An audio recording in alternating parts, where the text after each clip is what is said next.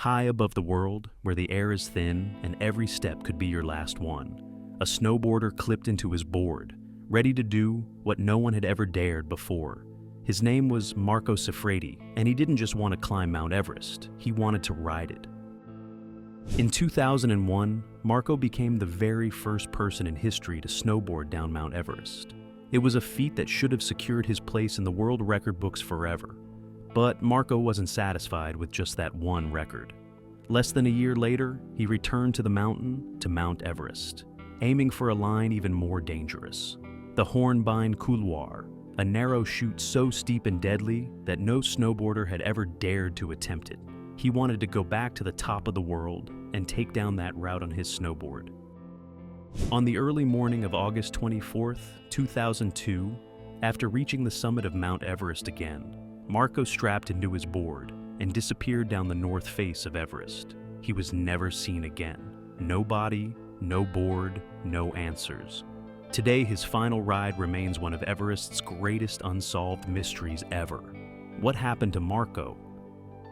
Before we dive deeper into Marco's breathtaking and heartbreaking story, if you love mysteries, forgotten heroes, and the secrets hidden in the world's deadliest mountains, make sure to subscribe.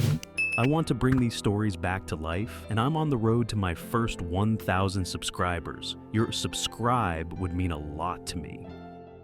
Now, let's get back to Marco's story. Marco Siffredi grew up in Chamonix, a small town tucked beneath the towering peaks of the French Alps.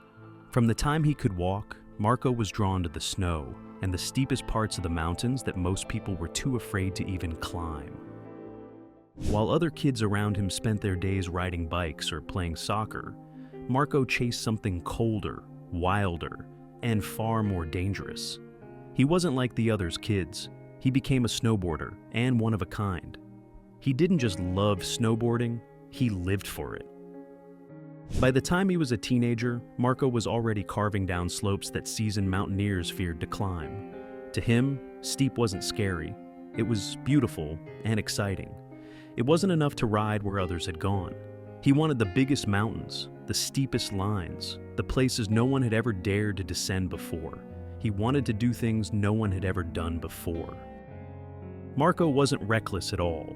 He wasn't chasing fame or any sponsors. What drove him was something deeper, a pure, burning need from the inside to push beyond the limits, to ride the impossible, to leave a mark on the mountains in a way no one else ever had. And standing above all other dreams was Mount Everest. In 2001, Marco stood on top of the world, on the summit of Mount Everest. But just reaching the top was never the goal for him. For Marco, the real dream began on the way down. His plan was to ride the Hornbein Couloir, a steep, narrow path running down the north side of Mount Everest. It wasn't the route most climbers would ever dare to descend. Even on foot, climbers didn't take this route, but Marco was determined to take that route down. The conditions on Mount Everest that year weren't perfect. There was far less snow than Marco had hoped for, and patches of exposed rock made the descent even more dangerous than it already was. But Marco didn't hesitate. It was his time to do it and to live up to his dream. He clipped into his board, looked down the endless face of ice and stone, and just dropped in. His ride wasn't clean the whole way down. He had to unstrap at times, picking his way across rocks and ice patches. But it didn't matter. For the first time in history, a snowboard carved its line down Mount Everest. When Marco reached the bottom of Mount Everest, exhausted but alive, he had done something no one else on Earth had ever achieved before. The world was shocked. He had done the absolute impossible. But deep inside, Marco knew the dream wasn't finished for him. The Hornbein Couloir wasn't the pure line he had imagined. There was another route, even steeper, even deadlier, the Hornbein Couloir. Marco had made history in 2001. His name was carved into the history books of mountaineering. His record was one for the world record books. But history wasn't enough for Marco. Deep down, he knew the real dream was still waiting. Higher, steeper, and far more dangerous. From the moment he completed his first ascent, Marco's thoughts turned to the Hornbein Couloir. It was a route few climbers even dared to attempt on foot. a narrow, near-vertical chute slicing straight down Everest's deadly north face. Compared to the Hornbein Couloir, the Hornbein was cleaner, steeper, and infinitely more dangerous. For Marco, it wasn't just about snowboarding Everest. It was about doing it perfectly and taking the steepest route down. He started planning almost immediately to go back to Everest to get back down at the Hornbein, a smaller team, an even more riskier season. In 2002, just 1 year after his world record, Marco returned to Mount Everest, determined to finish what he had started, no matter what it cost. On August 24, 2002, Marco Siffredi once again stood on the summit of Mount Everest. The mountain was quiet. The sky above was a deep, endless blue. But something wasn't right. Marco was exhausted. Sherpas later said he looked drained, weaker than he had been the year before. The climb had taken way more out of him than anyone expected. He seemed tired and not at all ready. Worse, the season was already late. The weather could turn at any moment, and the snow conditions on the Hornbein Couloir were far from perfect that day. Friends urged him to wait, to descend safely and get back up later.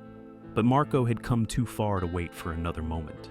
He had dreamed about this line for years, and his time was now. He strapped into his snowboard, gave a final nod to his Sherpa team, and disappeared over the edge of the summit. That was the last time anyone ever saw him.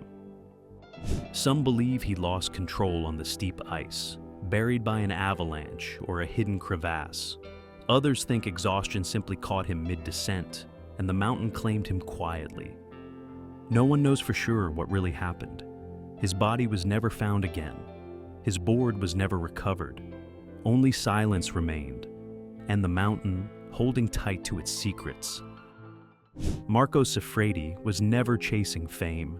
He wasn't chasing any headlines. He was chasing his big dream, a pure dream to ride the highest mountain on Earth the way no one ever had done. He made history by snowboarding down Mount Everest, but it was not enough, and he risked everything to chase perfection with a more dangerous route. Today, Marco's story is still unfinished. Marco was never seen again, never found. Only the wind moves now along the icy walls of the Hornbein Couloir, and the mountain still keeps its silence. Some say Marco died doing what he loved the very most, snowboarding and chasing his lifelong dream. Others believe that his story is a warning to the world, that even the purest dreams come with a price. At least one thing is certain: somewhere, high on Everest, part of Marco Siffredi still rides the wind.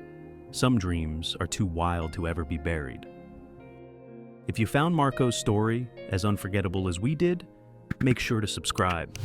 Here at Tourist Tragedies, we bring you the real stories of those who dared to chase the impossible, and sometimes paid the ultimate price. And who knows?